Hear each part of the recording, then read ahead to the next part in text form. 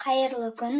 Бүгін біз декретке қалай 2 миллионмен шығуға болады, қанша төлеу керек және қалай есептелінеді, жалпы не істеу керек, сол жайлы айтатын боламыз.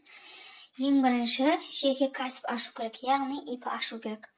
Жеке кәсіпкерлік деген ол өз бетінше қызмет ететін бір ғана жеке тұлғадан құрылған өз бизнесін дамытқысы келетін адам. ИП ашу тегін әрі жылдам. Оны білетін адам болса, оны 5 минутта ашуға болады. Декретке 2 миллионмен шыққыңыз келсе, салық режимін упрощенка деп таңдағаныңыз дұрыс. Декретке 2 миллионмен шығу үшін сіздің жасап жатқан кәсібіңізден ай сайынғы табысыңыз кемінде 7 МЗП-дан 12 айдан кем болмау керек. Яғни ол 1 МЗП дегеніміз ол 70 мың теңге. 7 МЗП дегеніміз ол 490 мың теңге. Кәсіп жеке болғандықтан әр кәсіпкер өзіне неше табыс қоятынын өзі біледі. 70 мың теңгеден бастап 490 мың теңгеге дейін табыс көрсете аласыз.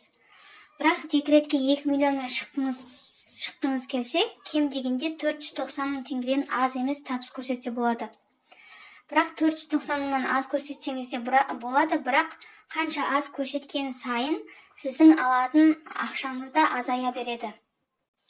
Жеке кәсіп ашып болған соң, дарадауай алу үшін табыс 490 мың теңге деп көрсетілсе, табыстың 10%-ын өзіңіздің зейнетақы қорыңызға аударатын боласыз, ол 49 мың теңге. 2023 жылдың 1 шілдесіне дейін пенсионканы минималға құюға болады. Ең төменгі айлық көрсеткішпен ол 7 мың теңге. Және де табысыңыздың 3,5%-ын әлеуметтік төлемге аударасыз, ол 17.150 теңге. Және де медициналық сақтандыруға 4.900 теңге төлейсіз, табыс салығы айына 7.350 теңге. Және де касса орнату керек болады, оған ай сайын 1400 теңгеден төлеп отырасыз.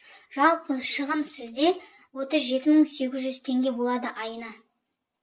Дарадауай қалай есептеледі, сол жайлы айтайық.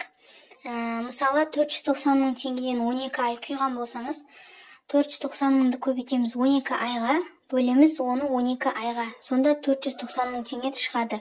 490 мың теңгені көбейтеміз 4-2 коэффициентке, ол белгіленген коэффициент. Сонда бізде 2 миллион 58 мың теңге шығады. 2 миллион 58 мың теңгенің 10%-ын пенсионкаға ұстап қалады, ол 205.800 теңге. Сонда 2 миллион 58 мыңнан аламыз 205.800 теңгені, сонда бізде 1.852.200 теңге таза қолымызға алатын сумма шығады. Енді дагода есептеу формуласы 490 мың теңгені көбейтеміз 12 айға, бөлеміз 24 айға, сонда бізде 245 мың шығады. Бұл бізде орташа жалақы соңғы 2 жылдағы. Соның 40%-ын бізге мемлекет төлеп береді.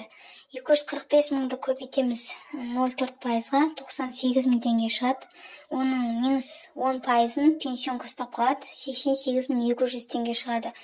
Бұл бізде 1,5 жасқа дейінгі алатын ақшаңыз. Ақпарат ұнаған болса, каналыма тіркеліп, қолдап отырсаңыздар болады.